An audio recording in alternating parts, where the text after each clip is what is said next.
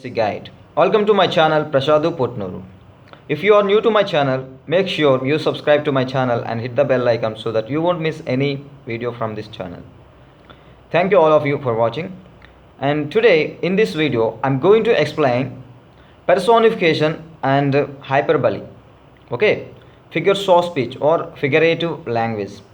As today, I taught you simile and metaphor. Okay, let's recap once again what simile and what metaphor are. Simile is a comparison and we use like or as. Okay, he is fighting like a tiger, he is compared with the tiger and we used like, so this is simile. Metaphor is a direct comparison. If you say he is a tiger, that is metaphor.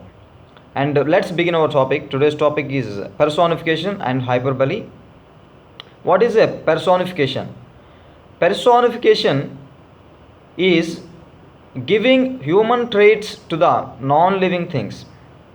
If you are giving human characteristics to the non-living things or human traits to the non-living things, that is called personification. Okay, for example, the stars are dancing. Okay, the stars are dancing playfully in the moonlight. Do the stars dance? Stars don't dance, but we are giving human traits to the non-living things, right? And the flowers are playing. The flowers are playing happily.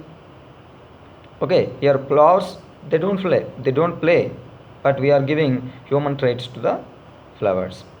And one more example, the moon is looking at her. The moon is looking at her. Okay, the moon doesn't look, but here the poet is giving human traits to the non-living things. So that is personification. When we give human traits to the non-living things, that is called personification. Now let us see what hyperbole is. Hyperbole, hyperbole. The pronunciation of this word is hyperbole. Hyperbole is an obvious exaggeration that should not be taken literally. It is an obvious exaggeration. Okay, for example, I told you a million times. I told you a million times. Literally, it's not possible. We can't tell million times. Okay, even though you tell just 2-3 times, you just say I told you a million times. So when will you understand? Don't you understand not to do that? It's dangerous. Don't do that. I told you a million times. Please stop doing that. Like that you will say. And let's see another example. Okay, for hyperbole, I'm so hungry. I'm so hungry I could eat a horse. Can you really eat a horse? Is it possible? No. It is an exaggeration. Okay, it is saying that you are very hungry. Okay, I am so hungry I could eat a horse, which means I am so hungry. But literally it's not possible to eat a horse. We can't eat a horse. It is saying how hungry you are. Okay, next example, I have a million things to do today. I have a million things to do today. Please don't disturb me.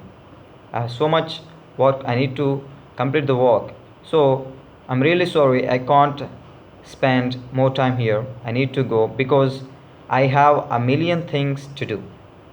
Okay. So these are the examples. Let's recap the examples for hyperbole. I told you a million times. Okay. I have told you a million times not to do that. Why are you doing again? Please don't do it. It's not good. Next one, I'm so hungry I could eat a horse. This example is saying that you're really very hungry, that you can eat anything now because you are so hungry. Next, I have a million things to do today. Please don't disturb me. And I can't attend the party today because I have a lot of work to do. That's the reason I can't attend the meeting. I have a million things to do today. In this way, you can use figurative language in your conversation. Okay, so poets, they use figurative language to enhance their writing, to make their writing beautiful, to attract the readers.